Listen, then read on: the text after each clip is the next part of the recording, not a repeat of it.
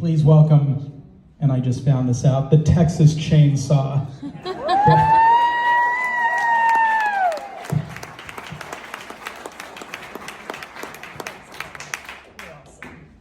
Thank you, Paul, for the super nice intro. I'm really excited to be here today. I will say y'all could have given me an easier year to do this, but here we go. So I thought we would start out by showing what life has been like. Excuse me, is that apple for sale? Yeah, we're about to put it on sale right now, actually. Well, I'm in the market, so tell me about your apple. Why should I buy it? Nice try. Okay, people, here's how this is gonna work. I have an apple here. The highest bidder's going home with this. I want all bids in the next 2 minutes, then we're closing it. Bidding starts at $5. Feeling pretty confident there, huh? I mean, don't you think? $10. He said starting at 5. 15. Is this a new apple? Yeah, just listed. I'm pre-qualified. I'll pay cash. I got cash. 20, 30, 40. No, just make it 45. Is it even worth that? 50. I don't know. Please, this is the 8th apple I've tried to buy. Could I at least see it up close? Nope, it's an apple. You know what it is. You either want it or you don't. I'll take it for 100. What? I'm from California. It's the cheapest apple I've ever seen. 120. Why did I do that? Why? I don't. So by the end of 2022, that was pretty nice. Buyers acted like it was 2008 and sellers acted like it was still 2021. So hopefully we can all laugh about that now, but my job today is to go over the general market, which is defined as 3 million and under, the themes that defined our 2022 market with statistics backing that information, and why we are all here, our 2023 forecast. So theme number 1, the biggest hot topic is interest rates. So how are interest rates affecting our days on market and percent to list to close price ratios? And the buyer mentality, how are our buyers reacting to this and how is this affecting our very little amount of listings that we have? So we thought it'd be really interesting to show y'all a graph of how much the days on market have slowed with the rate increase. So yellow line being your rates, blue bars are the days on market. So early in the year, all the way to November, it more than doubled, which is crazy. So how many of y'all had buyers that were circling the beginning of the year and then right when the rates went up, they can no longer afford it? Y'all better be raising some hands. I mean, come on. And how many of y'all have a lot of buyers who are just saying, we're gonna wait and see what happens with the market? Yeah. So a lot of like Q3, Q4, there was a lot of like, let's wait, let's see what happens in the market. And I feel like we have been so spoiled by that 3% interest rate. It was a really big punch in the gut for a lot of our buyers. We all know in this room, 5 to 6% is relatively normal. And I think it's just taking some time for buyers to come back. And this is a great indicator of how our rates are driving our market with what happened in January. We had a little bit of a dip in the interest rates and the days on market about cut in half. So next slide is showing you the average mortgage interest rate compared to median sales price. So yellow is your rate again, pink is the home and estate PD median sales price, and blue is the condo median sales price. So as y'all can see, the home and estate is a roller coaster every single month, but the condo market has seemingly been unaffected. I know that we personally had buyers that are on that 1.4, 1.5 price point, but once those rates went up, they were down to like more of a 1.1, 1.2, and that's gonna push them more into a condo market. They're gonna have a lot more inventory. So I think in 2023, we're gonna see a lot more people in the condo market, and they're gonna continue to have a bigger buyer pool just purely because of affordability. And speaking of affordability, this is one of my favorite slides. This is showing you what a buyer has to make annually to be able to qualify for the median sales price in Santa Barbara. So this is someone buying a primary home and estate. The example of the buyer, like they're putting 20% down, they had great credit, low debt. So in 2020, they had to make $199,000. Fast forward to 2023, you now have to make $307,000 annually. Year over year, that's on average a 15% increase in pay that someone has to make in order to afford the median sales price in Santa Barbara, which is pretty wild to see.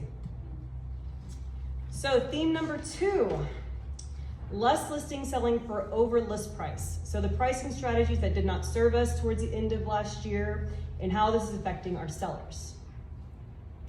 So this graph is showing you percent listing to sold price median for the home and estates and PUD.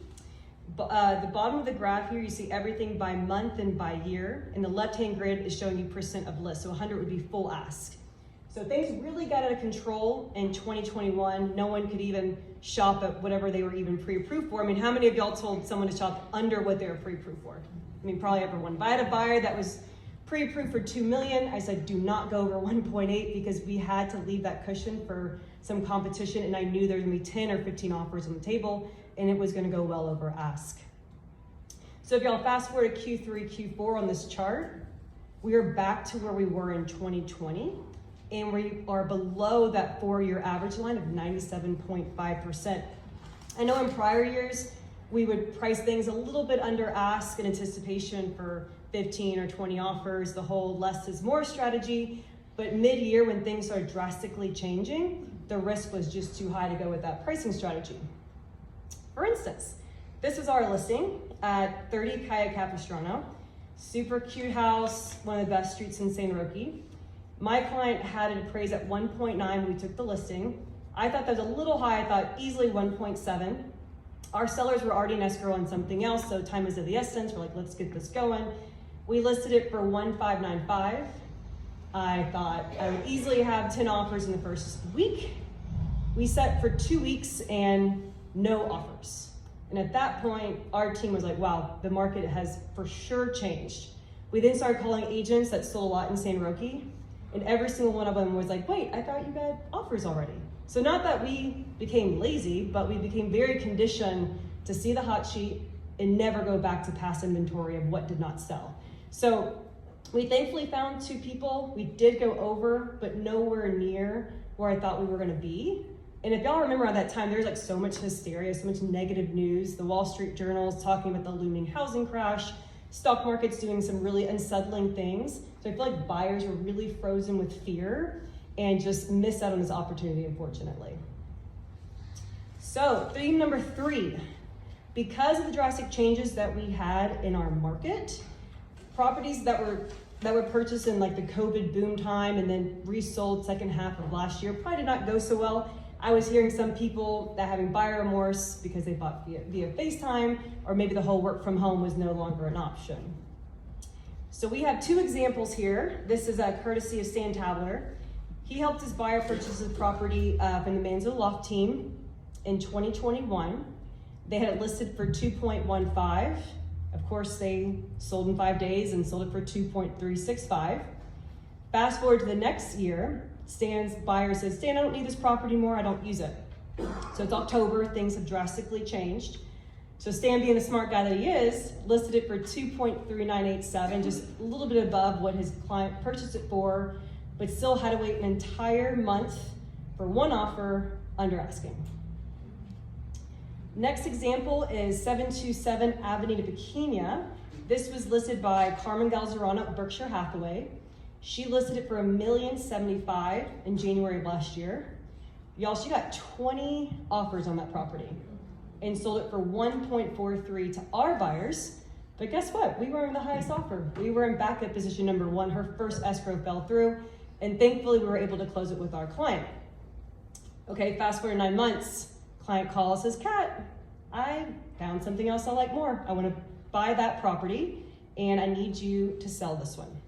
So panic set in again because of what just happened in my San Roque property. I knew the reality of how much the market had changed and what her expectation was going to be with the sale. So we had a very honest conversation.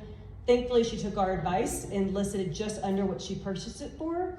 We ended up getting immediately 2 offers, but still sold under list price. So these are just giving you all great examples of how much the market shifted in just a 9-month period of time.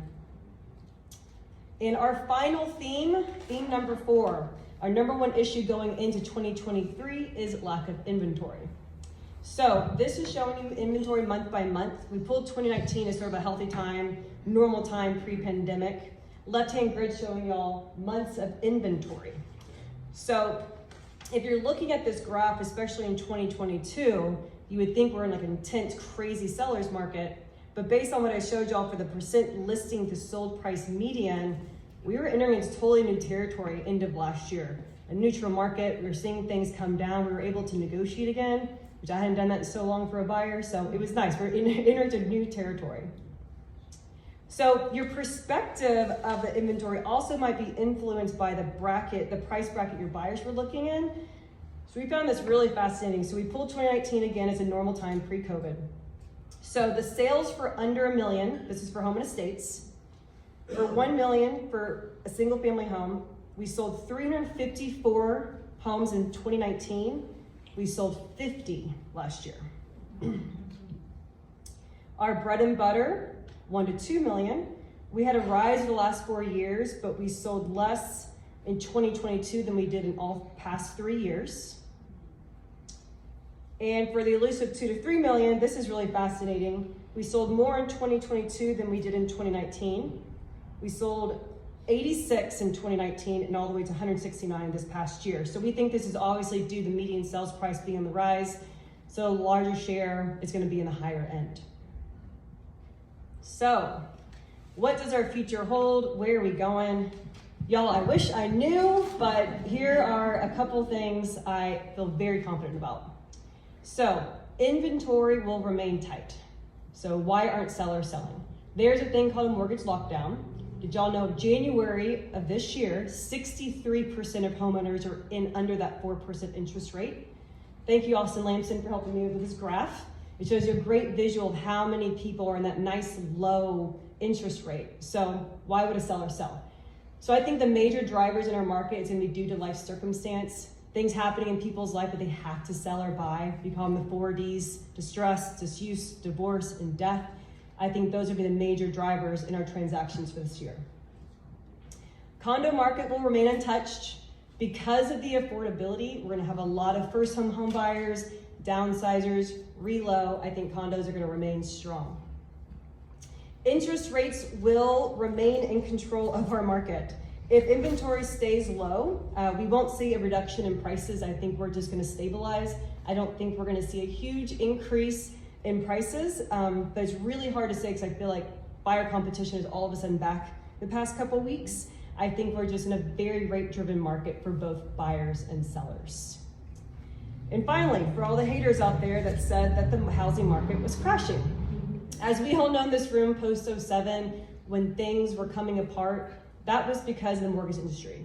From 2008, 2010, we had so much inventory, but we had no buyers. So we had to drop the prices to seek those buyers.